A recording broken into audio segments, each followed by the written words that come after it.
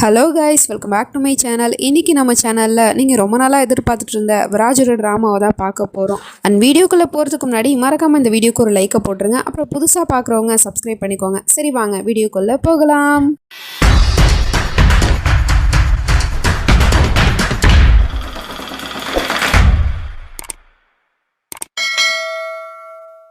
இந்த ட்ராமாவோட ஸ்டார்டிங் சீனில் நம்ம ஹீரோயினி தான் காட்டுறாங்க. இவ பேர் சனம். தனியாக ஒரு தாபா வச்சு ரன் பண்ணிட்டு இருக்கா. அது மட்டும் இல்லாமல் இவளுக்கு இன்னும் 5 நாளில் கல்யாணம். அரேஞ்ச் மேரேஜ் தான் பண்ண போகிறாங்க. அப்படியே அங்கே சீனை கட் பண்ணிவிட்டு இப்போ நம்ம ஹீரோவை தான் காட்டுறாங்க. அவன் ஒரு காருக்குள்ளே ஷர்ட் இல்லாமல் படுத்து தூங்கிட்டு இருக்கான். அதுவும் இல்லாமல் அவனோட உடம்பு ஃபுல்லாகவே நிறைய லிப்ஸ்டிக் மார்க்கோடு இருக்குது. இவன் பேர் இதில் ஆஹில் ரஸா இப்ராஹிம். நம்ம ஆஹில்னே கூப்பிடுவோம். அப்போ அவனோட தம்பிக்காரங்க வந்து, என்ன ப்ரோ இங்கே வந்து படுத்திருக்கீங்க, 10 மணிக்கு மீட்டிங் இருக்குது, ஞாபகம் இல்லையா அப்படின்னு கேட்டதும் இவன் உடனே அவசரமாக எழுந்திரிச்சிட்டு முகத்தெல்லாம் கழுவிட்டு ஷர்ட்டெல்லாம் போட்டுக்கிட்டு கோட்டெல்லாம் மாட்டிக்கிட்டு வீடியோ கால்லே மீட்டிங்கை முடிச்சிடறான். பட் இவனோட கெட்டப்பை பாருங்களேன். மேலே கோட்டு போட்டிருக்கான், கீழே பேண்ட்டு கூட போடலை. ஒரு பிஸ்னஸ் டீலை பற்றி தான் பேசிகிட்டு இருக்காங்க. அந்த டீலையுமே சக்ஸஸ்ஃபுல்லாக முடிச்சிட்டான். அது மட்டும் இல்லாமல் இப்போ எங்கேயோ கிளம்பிட்டு இருக்கான் போல், ஒரு கிராமத்துக்கு லேண்டு விஷயமா பேசுறதுக்காக. தனியாவா போகிறீங்கன்னு கேட்டால், இல்லை நான் வந்து தனியாக எப்படிடா போவேன் அப்படிங்கிற மாதிரி சிரிச்சுக்கிட்டே சொல்லிகிட்டே இருக்கான். நம்ம ஹீரோயினி அவளோட ஃப்ரெண்டு கல்யாணத்துக்காக சமைச்சு எடுத்துகிட்டு வந்திருப்பா போல். அதை அந்த பொண்ணும் சாப்பிட்டு பார்த்துட்டு, வாவ் சூப்பராக இருக்குது சனம், உனக்கு தெரியுமா உன்னை கட்டிக்க போகிறவன் ரொம்ப கொடுத்து வச்சுவேன் அப்படிங்கிற மாதிரிலாம் சொல்லிட்டு இருக்கா. அது மட்டும் இல்லாமல் இந்த கல்யாணத்துக்கு உன்னோட வருங்கால மாப்பிள்ள அவரும் தான் இங்கே வந்திருக்காரு, போய் நீ பார்க்குறியான்னு கேட்டால், இல்லை வேணாம், எப்படி கல்யாணத்துக்கு இன்னும் 5 நாள் தானே இருக்குது, அது மட்டும் இல்லாமல் கல்யாணத்துக்கு முன்னாடி மாப்பிள்ளையை பார்க்கக்கூடாதுன்னு அம்மா சொல்லியிருக்காங்க அப்படிங்கிற மாதிரிலாம் சொல்லிட்டு இருக்கா. அட நாங்கள் என்ன அம்மா கிட்ட சொல்லவா போகிறோம், போய் பாருடி அப்படிங்கிற மாதிரி சொன்னதும் இவளும் சமைச்ச சாப்பாடை எடுத்துகிட்டு அந்த மாப்பிள்ளைக்காரனை பார்க்கறதுக்காக போகிறா. அவனையுமே இப்போ காட்டுறாங்க. இவன் பேர் அன்வர் போல. இவன் தான் நம்ம ஹீரோயினே இன்னும் 5 நாளைக்கு அப்புறம் கல்யாணம் பண்ணிக்க போகிறான். அவங்கிட்ட போயிட்டு புதினா சட்னி அப்புறம் வந்து அவள் சமைச்ச சாப்பாடுலாம் கொடுத்ததும் அதையும் அவன் சாப்பிட்டு பார்த்துட்டு, ரொம்ப நல்லா இருக்கு சனம், இது மாதிரி நீ சமைச்சு கொடுத்த அப்படின்னா நான் சாப்பிட்டு குண்டாயிடுவேன் அப்படிங்கிற மாதிரிலாம் சொல்லிட்டு இருக்கான். உடனே அவளும் வெக்கப்பட்டுட்டு இங்கேருந்து போயிடுறா. நம்ம ஹீரோ ஒரு கிராமத்துக்கு போயிட்டு இருக்கான். பட் தனியாக போகலை, கூட ஒரு பொண்ணையை அழைச்சிட்டு போயிட்டு இருக்கான். இவ கேர்ள் ஃப்ரெண்ட்லாம் இல்லை, சும்மா இவன் டேட்டிங் தான் பண்ணிட்டு இருக்கான். அப்புறம் ஒரு இடத்துல காரை ஸ்டாப் பண்ணிட்டு ஆசிக் 2 மூவியில் வர மாதிரி 2 பேரும் கிஸ்லாம் பண்ணிட்டு இருக்காங்க. அப்போ அந்த பொண்ணு கேட்குறா, நீ என் கூட டேட்டிங் பண்ணுற, எனக்கும் உன்னை பிடிச்சிருக்கு, உனக்கு என்ன பிடிச்சிருக்கு தானே, அப்போ என்ன நீ கல்யாணம் பண்ணிக்கிறியா ஆகில்னு கேட்டா, இங்கே பாரு நீ என் கூட சுத்துறியா, நல்லா என்ஜாய் பண்ணுறியா, உனக்கு என்ன வேணுமோ வாங்கிக்கல, அதெல்லாம் நான் வாங்கி தரேன், ஆனால் இந்த கல்யாணங்கிற பேச்சை மட்டும் எடுக்காத, ஏன்னா இந்த ஆஹில் ரஸா இப்ராஹிமோட வாழ்க்கையில் கல்யாணங்கிற சாப்டரே கிடையாது அப்படிங்கிற மாதிரி சொல்லிடுறான். சரி ஓகே பேபி, நான் வந்து இனிமேல் கல்யாணத்தை பற்றி பேச மாட்டேன் அப்படிங்கிற மாதிரி சொல்லிட்டு அவன் கூட போயிட்டு இருக்கா. இப்போ அப்படியே கட் பண்ணால் இன்னொரு பொண்ணை தான் காட்டுறாங்க. இவளையுமே நீங்கள் பார்த்துருப்பீங்க. இவ வந்து நம்ம ஹீரோனோட தங்கச்சி. அது மட்டும் இல்லாமல் இவளுக்கு வாய் பேசவும் முடியாது, காதும் கேட்காது. ஒரு அனாதாசிரமத்துக்கு வந்து அங்கே இருக்கிற குழந்தைங்களுக்கெல்லாம் சாப்பாடு போட்டு விட்டுட்டு அப்படியே ரோட்டில் நடந்து போயிட்டு இருக்கா. இவளோட பேர் வந்து ஹயா. அப்படி இவ ரோட்டில் நடந்து போயிட்டு இருக்கும் போது பின்னாடியே நம்ம ஹீரோ காரை ஓட்டிட்டு வந்துட்டு இருக்கான். நகர்ந்து போமா, நடு ரோட்டில் போயிட்டு இருக்கா அப்படின்னு கத்திட்டு இருக்கான். இவ்வளோதான் ஆர்ன் அடித்தாலும் அவளுக்கு கேட்க போகிறது கிடையாது, ஏன்னா அவளுக்கு காது கேட்காது இல்லையா. அந்த விஷயம் நம்ம ஹீரோக்கு தெரியல. ஸோ இவ வேணும்னே தான் அப்படி நடந்து போகிறாளன்னு சொல்லிட்டு காரை விட்டு மோதி லைட்டாக அவளை கீழே தள்ளிவிட்டு போயிடுறான். அங்கே நம்ம ஹீரோயினி ஓடி வந்து, என்னாச்சு ஹயா, நீ நல்லா இருக்கல, அந்த காருக்காரனே அப்படின்னு சொல்லிட்டு பின்னாடியே துரத்திட்டு போயிட்டு இருக்கா. அதுக்கப்புறம் பார்த்தா அந்த கார் ஒரு இடத்துல நிற்கிது. பட் ஆளை காணோம். எங்கே போனான்னு பார்த்தா அவன் எதிர்த்தாப்புல தான் நிற்கிறான். அவன்கிட்ட போயிட்டு சண்டை போடலான்னு பார்த்தா அவன் என்னடானா ஒரு பொண்ணை ஓரமாக தள்ளிட்டு வந்து கசமுசா பண்ணிட்டு இருக்கான். இந்த காட்சியை பார்த்துட்டு இவளுக்கே ஒரு மாதிரி ஆயிடுது. என்ன சொல்கிறது எது சொல்கிறதுனே தெரியாமல் அப்படியே நின்றுட்டு இருக்கா. அவனுமே வேலையை முடிச்சுட்டு கூலாக அங்கேருந்து நடந்து போயிட்டு இருக்கான். இதை பார்த்து நம்ம ஹீரோயினிக்கோ ஒன்றுமே புரியல. இப்போ என்னடானா நடு ரோட்டில் எப்படி பண்ணிட்டு போயிட்டு இருக்கானே அப்படிங்கிற மாதிரி பார்த்துட்டு இருக்கா. வீட்டில் வந்து தங்கச்சிக்கிட்டேயுமே இந்த விஷயத்தை பற்றி சொல்ல பார்க்குறா. பட் அவளுக்கு எதுவுமே புரிய மாட்டேங்குது. அப்பங்க பெரியம்மாவும் வந்து என்னாச்சுன்னு கேட்குறாங்க. இவங்க 2 பேருமே வளர்க்குறாங்க. அப்பா அம்மா 2 பேருமே ஒரு ஆக்சிடெண்ட்டில் இறந்து போயிட்டாங்க. ஸோ அப்போ நம்ம ஹீரோயினி சொல்ல ட்ரை பண்ணுறா.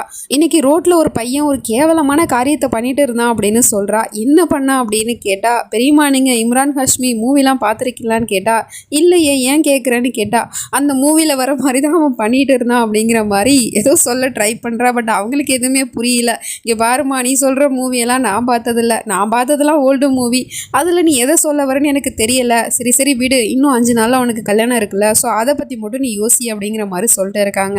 நம்ம ஹீரோவும் காரை ஸ்டாப் பண்ணிவிட்டு யார்கிட்டையோ ஃபோன் பேசிட்டு இருக்கான். அப்போ இந்த பொண்ணும் ஃபோன் பேசி முடிச்சுட்டு வந்தவங்கிட்ட, நீ உன் அம்மா கிட்ட நம்மளை பற்றி சொன்னியான்னு கேட்குறா. எதுக்கு உன்னை பற்றி ஏன் அம்மா கிட்ட சொல்லணும்னு கேட்டால், ஆமாம் இப்போவே நீ சொல்லி வச்சா தானே நாளை பண்ண கல்யாணம் பண்ணும்போது எந்த பிரச்சனையே வராது அப்படின்னு சொல்லிட்டு திரும்பவும் இவ கல்யாண டாபிக் தான் எடுக்கிறா. உடனே இவனுக்கு சம கோந்துருது. இதுக்கப்புறம் இவ தேவையில்லன்னு முடிவு பண்ணிட்டு அந்த பொண்ணை நடு ரோட்லயே விட்டுட்டு அங்கிருந்து கார் எடுத்துட்டு போயிடுறான். ஹீரோயின் அவளோட தாபால ஒர்க் பண்ணிட்டே இருக்கா. அப்ப இவளோட அந்த வருங்கால கணவனும் வந்து ஹெல்ப் பண்ணிட்டே இருக்கான். நீங்க எதுக்காக இதெல்லாம் பண்ணணும்னு கேட்டா, அட கல்யாணத்துக்கு அப்புறம் நம்ம 2 பேரும் சேர்ந்து தானே இந்த வேலையை பார்த்தாகணும், அதனாலதான் நான் ஹெல்ப் பண்றேன்னு சொல்லிட்டு இருக்கான். சரி ஓகேங்கன்னு இவளும் வெக்கப்பட்டுட்டே சொல்லிட்டு இருக்கா. அதுக்கப்புறம் அவனும் வேலையை முடிச்சுட்டு நான் வீட்டுக்கு போற சனம்னு சொல்லிட்டு அங்கிருந்து போயிடுறான். அவன் போனதுக்கு அப்புறம் நம்ம ஹீரோ அந்த தாபாக்கு வந்து சாப்பிட என்ன இருக்குன்னு கேட்டுட்டு இருக்கான். அவனை பார்த்தா அடுத்த செகண்டே இவளுக்கு செமையா கோந்துருது. பட் இருந்தாலும் அவன் அந்த கசமுசா பண்ண மேட்டர்னால அவன்கிட்ட போயிட்டு என்னத்தை பேசுறதுன்னு தெரியாம என்ன வேணும்னு கேட்கறா. சாப்பிட என்ன இருக்குன்னு கேட்கறான். இதோ எடுத்துட்டு வரேன் அப்படின்னு சொல்லிட்டு அவன் வந்து ஒரு பூரியும் புதினா சட்னியும் எடுத்துட்டு வந்திருப்பா போல. இவனுக்கு புதினா சட்னிலாம் சுத்தமா பிடிக்காது போல. அது மட்டும் இல்லாம இது என்ன சாப்பாடு, பூரியா, இது இவ்வளோ ஆயிலியா இருக்கு, இது எப்படி நான் சாப்பிடுறது அப்படின்னு சொல்லிட்டு அந்த பூரியை தூக்கி அங்கிருந்து விட்டெறிஞ்சிட்டு இருக்கான். நம்ம ஹீரோயினுக்கு சாப்பாடு அப்படி அவமதிக்கிறது சுத்தமா பிடிக்கல. அவனோட கணத்தை காட்டி ஓங்கி அரைஞ்சிடறா. ஏற்கனவே இவன் மேல கோவமா தானே இருந்தா, ஸோ அந்த கோதையும் மனசுல வச்சுட்டு தான் அப்படி பண்ணியிருக்காளோ என்னமோ தெரியல. பதிலுக்கு அவனும் இதுக்கு நீ பின்னாடி ரொம்ப வருத்தப்படுவ அப்படின்னு சொல்லிட்டு அங்கிருந்து போயிடுறான். வீட்டில் பெரியம்மா திடீர்னு மயங்கி விழுந்து கிடக்குறாங்க. ஹையா தான் அதுக்கப்புறம் தண்ணி தொளிச்சு எழுப்பி விட்டுட்டு என்னாச்சுமா உங்களுக்குன்னு கேட்டா, ஒன்றும் இல்லைம்மா மயக்கம் வந்துருச்சு அப்படின்னு சொல்கிறா. இவங்களுக்கு ஏதோ பிரச்சனை போல உடம்புல. ஸோ அதை பற்றி இன்னும் நம்ம சனம் கிட்ட சொல்லலை. இதை பற்றி அக்கா கிட்ட சொல்லலான்னு அவள் சைக்கிளில் சொல்லிட்டு இருக்கா. வேணாமா, நீ இப்போ மட்டும் அக்கா கிட்ட இந்த விஷயத்தை பற்றி சொன்னா அவள் கல்யாணமே பண்ணிக்க மாட்டா. என்னை பற்றி அவள் ரொம்ப கவலைப்படுவா. அதனால நீ எதுவும் சொல்லாத, அவளுக்கு ஃபஸ்ட்டு கல்யாணம் ஆகட்டும், அதுக்கப்புறம் நம்ம இதை பற்றி சொல்லிக்கலாம் அப்படிங்கிற மாதிரி சொல்லிட்டு இருக்காங்க. இப்போ நைட் ஆகிடுது. நம்ம ஹீரோயினி வேலையெல்லாம் முடிச்சுட்டு அவளோட தாபாவை க்ளோஸ் பண்ணிட்டு அங்கேருந்து கிளம்ப போனா பின்னாடியே நம்ம ஹீரோ அவளுக்கே தெரியாம அந்த தாபா ஃபுல்லாவே மண்ணெண்ணெயை ஊற்றி கொளுத்தி விட்டுறான். நம்ம ஹீரோயின் இதை பார்த்துட்டு அந்த நெருப்பை அணைக்கிறதுக்காக போனா அவளை பிடிச்சி இழுத்து வச்சுக்கிட்டு, இங்கே பாரு, நீ யாருக்கிட்ட மோதி இருக்குன்னு தெரியுமா, உனக்கு எவ்வளோ திமிரு இருந்தால் என்னோட கணத்தை காட்டி நீ உங்க இறஞ்சிருப்ப, இந்த ஆகில் ரசா இப்ராஹிம் கிட்ட மோதனா என்ன நடக்குங்கிறத இப்போ நீ தெரிஞ்சிட்டு இருந்திருப்ப அப்படின்னு சொல்லிட்டு அவளோட முகத்துல நிறைய பணத்தை விட்டு எறிஞ்சிட்டு வேற ஒரு தாபா போட்டு பொழைச்சிக்கோ அப்படிங்கிற மாதிரி சொல்லிட்டு அங்கேருந்து போக போகிறான். அதுக்குள்ளே நம்ம ஹீரோயினி அவனோட காரை ஃபுல்லாக கொளுத்தி விட்டுறா. அவனோட காரு வெடிச்சு சுக்குநூறாக போயிடுது. அதுக்கப்புறம் அவன்கிட்ட போயிட்டு, ஒரு பணக்காரன் உனக்கே எவ்வளோ திமிரு இருந்தால் நான் தினம் உழைச்சி கஷ்டப்படுற ஒரு சாதாரண ஏழை விட்டு பொண்ணு எனக்கு எவ்வளோ திமிரு இருக்கும் அப்படின்னு சொல்லிட்டு அவன் கொடுத்த பணத்தை அவன் முகத்திலே விட்டு எறிஞ்சிட்டு நீ வேற ஒரு கார் வாங்கிக்கோ அப்படிங்கிற மாதிரி சொல்லிட்டு அங்கேருந்து போயிடுறா. பட் இருந்தாலும் இவளுக்கு ரொம்ப கஷ்டமாக இருக்குது. ஏன்னா அந்த தாபானால தான் இவங்களோட குடும்பமே பொழைச்சிட்டு இருந்துச்சு. இப்போ அது இல்லை அப்படிங்கவுமே ரொம்ப வருத்தப்பட்டுட்டு இருக்கா. அம்மா தான் வந்து சமாதானப்படுத்திட்டு இருக்காங்க. அது மட்டும் இல்லாமல் கல்யாண வேற ஆக போகுது இல்லையா இன்னும் 5 நாளில். அதனால மாமியாருமே வந்து தாபா போயிடுச்சு அப்படிங்கிற விஷயம் தெரிஞ்சதுமே அவங்களுக்கு அவங்க பிரச்சனை அப்படிங்கிற மாதிரி வரதட்சணையாக நான் வந்து பணம் கேட்டிருந்தேனே அது எனக்கு கிடைக்கும் தானே அப்படிங்கிற மாதிரி கேட்டுட்டு இருக்காங்க. நீங்கள் ஒன்றும் கவலைப்படாதீங்க, உங்களுக்கு தேவையான பணத்தை நான் என் தலையை அடமானம் வச்சாவது தந்துடுறேன் அப்படிங்கிற மாதிரி சொல்லிட்டு இருக்காங்க. அதுக்கப்புறம் மாப்பிள்ளைக்காரங்கிட்டேயோ நான் வந்து என்னோட தாபாவை திரும்ப ஸ்டார்ட் பண்ணலான்னு இருக்கேன், ஆனால் திரும்ப தாபா ஆரம்பிக்கணும்னா அதுக்கு நிறைய செலவாகும், என் கையில் இப்போ பணமும் இல்லை, என்ன பண்ணுறதுன்னு அவங்ககிட்ட ஐடியா கேட்டுட்டு இருக்கா. அவனும் ஒரு ஐடியா கொடுக்குறான். நீ பேசாம பேங்க்ல லோனு போடலாமே அப்படின்னு. அப்படியே லோனுக்கு அப்ளை பண்ணால் பணம் கிடைக்குமான்னு கேட்டால் கண்டிப்பாக கிடைக்கும், நான் நாளைக்கே அரேஞ்ச்மெண்ட் பண்ணுறேன் அப்படின்னு சொல்லிட்டு இப்போ மறுநாள் ஆகிடுது. வீட்டுக்கு அந்த மாப்பிள்ளைக்காரனும் வந்து லோனுக்கு அப்ளை பண்ணணும் அப்படின்னா அதுக்கு கேரண்டியாக நம்ம ஏதாவது கொடுத்தாகணும் அப்படின்னு சொல்லிட்டு இருக்கான். ஆனால் என்னத்தை கொடுக்குறதுன்னு கேட்டால், நீங்கள் சனம் கல்யாணத்துக்கு ஜுவல்ஸ் வச்சுருப்பீங்கல்ல அதை கொடுங்கன்னு கேட்குறான். அதை எப்படிப்பா கொடுக்குறது, அதை கொடுத்தா இவளுக்கு எப்படி கல்யாணம் நடக்கும்னு கேட்டால் அதெல்லாம் பார்த்துக்கலாம், ஒன்றும் பிரச்சனை இல்லை அப்படின்னு சொல்லிட்டு அந்த ஜுவல்ஸையுமே வாங்கி வச்சுக்கிறான். அது மட்டும் இல்லாமல் இவ தாப்பா போட்டிருக்கல அந்த இடத்தோட பத்திரத்தையுமே வந்து அடமானம் வைக்கணும் அப்படின்னு சொல்லிட்டு அதுக்குமே நம்ம ஹீரோயின் கிட்ட சைன் வாங்கிக்கிறான். அவளுமே வேற வழி இல்லாமல் இவன் மேலே இருக்கிற நம்பிக்கையில சைனை போட்டு கொடுத்துட்றா. சரி ஓகே சனம், எல்லா ஃபார்மாலிட்டிஸும் முடிஞ்சிருச்சு, நான் இதை போய் பேங்க்ல கொடுத்துட்றேன், அப்புறம் உனக்கு கண்டிப்பாக லோன் கிடைக்கும் அப்படின்னு சொல்லிட்டு அது எல்லாத்தையும் வாங்கிட்டு அங்கிருந்து போயிடுறான். இப்போ மறுநாள் ஆயிடுது. நம்ம ஹீரோயினுக்கு இன்னைக்கு தான் கல்யாணம் போல. ரொம்ப அழகா ரெடி ஆயிட்டு வந்து மனமிடையில உட்காந்துருக்கா. அதுக்கு முன்னாடியே மாப்பிள்ளைக்காரனும் அங்கே வந்து உட்காந்துருக்கான். 51,000 ரூபா மகர் பணம் கொடுத்து நீ வந்து இந்த பையனை கல்யாணம் பண்ணிக்க சம்மதமானு கேட்டா நம்ம ஹீரோயினி சம்மதம்னு சொல்லிடுறா. திரும்ப 3 தடவை கேட்குறாங்க. 3 தடவையுமே அவள் சம்மதம்னு தான் சொல்கிறா. அதே மாதிரி அந்த பையன்கிட்டயுமே 50,000 ரூபா மகர் கொடுத்து நீ இந்த பொண்ணை கல்யாணம் பண்ணிக்க சம்மதமானு கேட்டால் அவன் பதிலே சொல்லாமல் இருக்கான். ஒன்னதான்ப்பா, உனக்கு இந்த கல்யாணத்தில் சம்மதமானு கேட்டா எனக்கு இந்த கல்யாணத்தில் சம்மதம் இல்லை அப்படின்னு சொல்லிட்டு அவன் படிக்க எழுந்திரிச்சு அங்கிருந்து போயிடுறான். நம்ம ஹீரோயினிக்கு ஒன்றுமே புரியல. மாமியார்கிட்ட போயிட்டு பெரியம்மாவும் கேட்குறாங்க, என்னாச்சு, எதுக்காக உங்கள் பையன் இப்படி எழுந்திரிச்சு போகிறான்னு கேட்டால் தெரியல, ஏதாவது பிரச்சனையாக இருக்கும், இருமா நான் போய் என்னென்னு போய் பார்த்துட்டு வரேன், கண்டிப்பாக அவன் திரும்ப வந்துடுவான் அப்படின்னு சொல்லிட்டு இந்த அம்மாவும் பின்னாடியே போயிட்டு இருக்கு. அப்பங்க ஒரு பையனும் ஓடி வந்து அவங்க 2 பேரும் இந்த ஊரை விட்டே போயிட்டு போயிட்டு இருக்காங்க அப்படின்னு சொல்லிட்டு இருக்கான். நம்ம ஹீரோயினுக்கு ஒன்றுமே புரியல. இவன் அங்கேருந்து ஓடி போயிட்டு இருக்கா. அதே சமயம் இவங்க 2 பேரும் தப்பிச்சு போயிட்டு இருக்காங்க. இது எல்லாமே இவங்களோட பிளான் தான் போல. சும்மா கல்யாணம் பண்ணிக்கிற மாதிரி சொல்லிட்டு நம்ம ஹீரோயினோட மொத்த சொத்தையும் ஆட்டையை போட்டு அங்கேருந்து போயிட்டு இருக்காங்க. நம்ம ஹீரோயினுமே அவன் போகிற காருக்கிட்ட வரைக்குமே ஓடி வந்துட்டா. என்னாச்சு அன்வர், எதுக்காக நீங்கள் கல்யாணத்தை நிறுத்திட்டு போகிறீங்க? உங்களுக்கு என்னதான் பிரச்சனை? நான் ஏதாவது தப்பு பண்ணிட்டேனா? அப்படியே ஏதாவது தப்பு பண்ணியிருந்தா அதை பேசி தீர்த்துக்கலாம் அப்படிங்கிற மாதிரிலாம் சொல்லிட்டு இருக்கா. ஆனால் அவன் படிக்க காரில் அங்கேருந்து வேகமாக போயிடுறான். நம்ம ஹீரோயினை தடிக்கி விழுந்துடுறா. அப்படியே அங்கே கட் பண்ணால் இங்கே நம்ம ஹீரோ ஏதோ ஒரு பொண்ணை வந்து இன்டர்வியூ பண்ணிட்டு இருக்கான். ஆனால் அந்த பொண்ணுக்கிட்ட ஹாய் சொல்கிற விதமாக அவளோட கையில் ஒரு பேப்பரை கொடுக்குறான். அந்த பேப்பரில் ஹோட்டல் பேரும் ரூம் நம்பரும் போட்டிருக்கு. அந்த ரூமுக்கு வர சொல்லி சொல்லாமல் சொல்லிட்டு இருக்கா. அந்த பொண்ணுமே அதை பார்த்துட்டு அவனை பார்த்து சிரிச்சுக்கிட்டு இருக்கா. இங்கே இவ்வளோ கல்யாணமே நின்று போயிடுச்சு. அவன் எதுக்காக அப்படி ஓடுனா அப்படிங்கிற விஷயம் நம்ம ஹீரோயினுக்கு புரியல. வீட்டில் வந்து இந்த விஷயத்தை பற்றி அம்மா கிட்டேயுமே சொல்லிட்டு இருக்கா. அவங்க 2 பேரும் அங்கேருந்து போயிட்டாங்கம்மா அப்படின்னு. அப்போ தான் ஒருத்தவர் வந்து ஒரு நோட்டீஸை காமிச்சிட்டு இருக்காரு. இங்கே பாரு சனம் அப்படின்னு சொல்லிட்டு. அதை படித்து பார்த்தவளுக்கு பயங்கரமான ஷாக்கு.